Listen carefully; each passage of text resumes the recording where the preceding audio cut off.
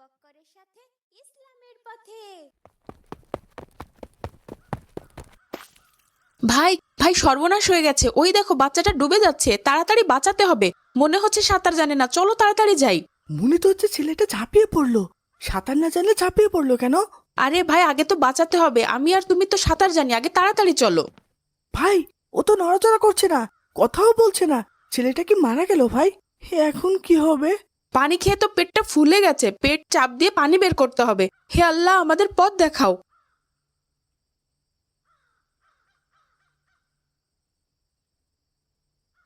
আলহামদুলিল্লাহ আলহামদুলিল্লাহ, দেখো ছেলেটা তাকাচ্ছে। আলহামদুলিল্লাহ আলহামদুলিল্লাহ। আমি কোথায়?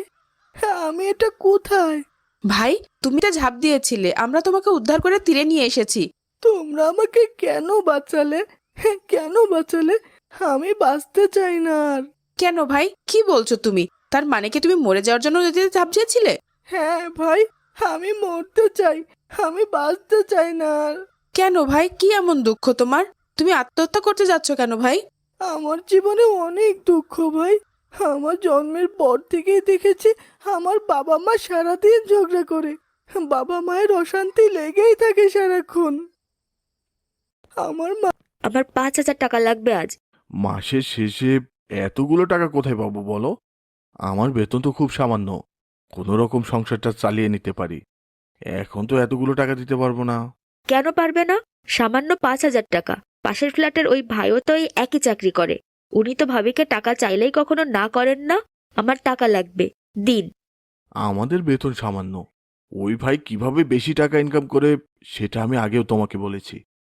ওটা আমাকে দিয়ে হবে না, আমি অসৎভাবে কোনো টাকা ইনকাম করতে পারবো না। এসব আমি বুঝি না। বিয়ে করেছেন আর স্ত্রীর আবদার পূরণ করতে পারছেন না? কেমন পুরুষ মানুষ আপনি? এমন পুরুষ স্বামী হওয়ার চেয়ে না হওয়াই ভালো। ছি, এটা কেমন কথা? এইভাবে বললে আমার ভীষণ মন খারাপ হয়। স্বামী যেটা উপার্জন করে সেটাতেই সন্তুষ্ট থাকতে হয় আনিসের মা। আমার চাহিদা পূরণ করতে না পারলে আপনি আমার কিসের স্বামী? এরকম স্বামী থাকার চেয়ে না থাকাই ভালো। মরতে পারেন না আপনি? এই সংসারে এসে আমি কি পেলাম? এ জীবনে তো কোনো সুখই দিতে পারলেন না আপনি। হায় আল্লাহ, স্বামীকে এভাবে কথায় কথায় অভিশাপ দিতে হয় না আনিসের মা। স্বামীর যে ইনকাম সেটাতেই সন্তুষ্ট থাকতে হয়, না শুকরিয়া করা উচিত না। একটি হাদিসে এসেছে, রাসূল সাল্লাল্লাহু আলাইহি সাল্লাম বলেছেন, হে নারীগণ, তোমরা বেশি বেশি দান সদকা করো, বেশি বেশি করে আল্লাহ তাআলার কাছে ক্ষমা প্রার্থনা করো, কেননা আমি জাহান্নামে পুরুষের চেয়ে নারীদের সংখ্যা বেশি দেখেছি। এই কথা শোনার পর উপস্থিত মহিলাদের মধ্যে একজন জিজ্ঞাসা করলেন, আমাদের কেন এই অবস্থা হুজুর? কেন জাহান্নামে আমরা বেশি সংখ্যায় যাব? রাসূলুল্লাহ সাল্লাল্লাহু আলাইহি সাল্লাম বললেন, তোমরা স্বামীর প্রতি বেশি অকৃতজ্ঞ ও বেশি বেশি অভিশাপ দাও। এত বড় কথা আপনি আমাকে বলতে পারলেন? তার মানে আমি জাহান্নামী মহিলা? এটা তো আমি বানিয়ে বলিনি, এটা হাদিসে আছে। দয়া করে আমার কথা বোঝার চেষ্টা করো আনিসের মা। আমার এত বুঝে কাজ নেই। থাকেন আপনি আপনার সংসার নিয়ে। এ সংসারে আমি আর নেই। আমি আমার বাপের বাড়ি চলে যাচ্ছি। যেদিন বেশি বেশি ইনকাম করতে পারবেন সেদিন খবর দিয়েন, চলে আসবো। যেও না আনিসের মা, আমার কথা শোনো, যেও না দয়া করে। আমার মা আমাকে রেখে চলে গেছেন। বাবা অফিস করেন। কে আমাকে দেখবে? কে খাওয়াবে? আমার অনেক কষ্ট ভাই, এই জন্য মরতে এসেছিলাম। আমার কেউ নেই এই দুনিয়ায়। ভাই, মৃত্যু কি সব সমাধান? আত্মহত্যা তো মহাপাপ। আল্লাহ তাআলা বলেন, তোমরা নিজেদেরকে হত্যা করো না, নিশ্চয়ই আল্লাহ তাআলা তোমাদের প্রতি অত্যন্ত দয়ালু। এখন আমি কি করব ভাই? আমার একা এই জীবন ভালো লাগে না একদম। ভাই তুমি বাসায় ফিরে যাও, দেখবে একদিন তোমার মা নিশ্চয়ই সব ভুল বুঝতে পারবেন ইনশাল্লাহ। আর আজ থেকে তুমি একা নও, তোমার বন্ধু আমরা। তোমার যখন খারাপ লাগবে আমাদের কাছে চলে আসবে। ঠিক আছে ভাই। চলো তোমাকে তোমার বাসায় এগিয়ে দিয়ে আসি। ভাই, প্রায় 2 মাস হয়ে গেল, ওই ছেলেটাকে তো আর দেখছি না। কোন ছেলেটা ভাই? ওই যে পানিতে ঝাঁপ দিয়েছিল, ওর নাম আনিস, আমরা যে উদ্ধার করলাম ওকে, মনে নেই তোমার? হ্যাঁ ভাই, সেটাই তো। আমার তো একদম মনে ছিল না ওর কথা। আমাদের তো ওর খোঁজ নেওয়া দরকার। শুরুর দিকে তো আমাদের সাথে খেলতে আসতো, হঠাৎ করে উধাও হয়ে গেল কেন? ভাই, ওই ছেলেটা তো আসছে মনে হচ্ছে। ওর কথা বলতে বলতে আসছে। আসসালামু আলাইকুম। ওয়ালাইকুম আসসালাম। কেমন আছো ভাই? তোমার কথাই চিন্তা করছিলাম আমরা। আল্লাহ এখন অনেক ভালো রেখেছেন ভাই। আমার মা ফিরে এসেছেন। আমাকে অনেক আদর করেন আমার মা। আলহামদুলিল্লাহ আলহামদুলিল্লাহ, শুনে খুবই ভালো লাগলো ভাই, খুবই ভালো লাগলো। এখন আমার বাবা মা একটুও ঝগড়া করেন না। আমার বাবা আমাকে অনেক বড় স্কুলে ভর্তি করিয়েছেন। সারাদিন শুধু পড়া আর পড়া। এই জন্য তোমাদের সাথে দেখা করার সময় পাই না। আজ শুক্রবার, তাই আসতে পেরেছি। এই গাড়ি কি তোমার ভাই? হ্যাঁ ভাই, বাবা কিনে দিয়েছেন। আমার এখন অনেক খেলনা। বাবা মা দুজনেই খেলনা কিনে দেন। তোমরা যদি আমাকে ওই দিন না বাঁচাতে, তাহলে আমার এত কিছু হতোই না। বাঁচিয়েছেন তো আল্লাহ, আমরা তো ছিলাম মাত্র। ভাই, তোমাদের দাওয়াত দিতে এসেছি।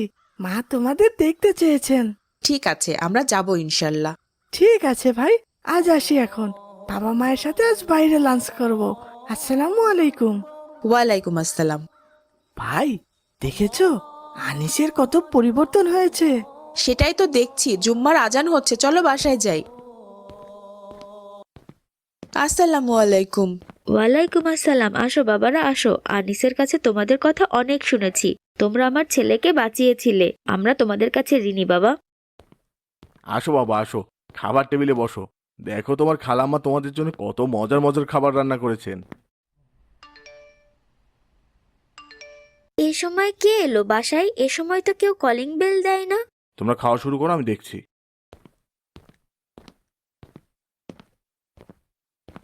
খলিল সাহেবের বিরুদ্ধে 50 লক্ষ টাকা ঘুষ গ্রহণের অভিযোগ আছে। ওনার ব্যাংক অ্যাকাউন্টে অস্বাভাবিক লেনদেনের প্রমাণ পেয়েছে আমাদের গোয়েন্দা সংস্থা। আমরা ওনাকে অ্যারেস্ট করে নিয়ে যাচ্ছি। ওনার জন্য ভয়ানক শাস্তি অপেক্ষা করছে। আমার স্বামীকে ছেড়ে দিন, দয়া করে আমার স্বামীকে ছেড়ে দিন। সব দোষ আমার জন্য সব হয়েছে। আপনারা আমাকে নিয়ে যান। দয়া করে থামুন খালাম্মা, আমরা থানায় যে কথা বলতে পারি। সব আমার জন্য হয়েছে বাবারা। আমার স্বামী ছিলেন একজন সৎ মানুষ। ঘুষকে ঘৃণা করতেন উনি, কিন্তু তার বেতনের টাকা দিয়ে আমার হতো না। আমার আরো চাই, না হলে ঝগড়া করে বাবার বাড়ি চলে যেতাম।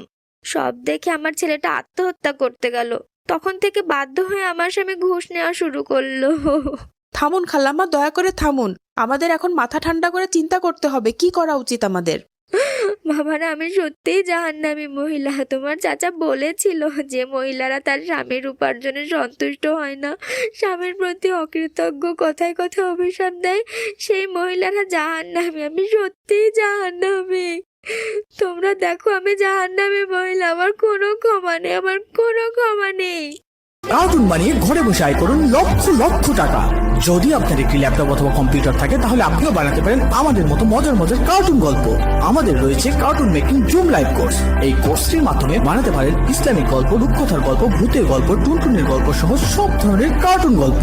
কোর্স ফি জানতে নিচে যে কোনো লিঙ্কে যোগাযোগ করুন।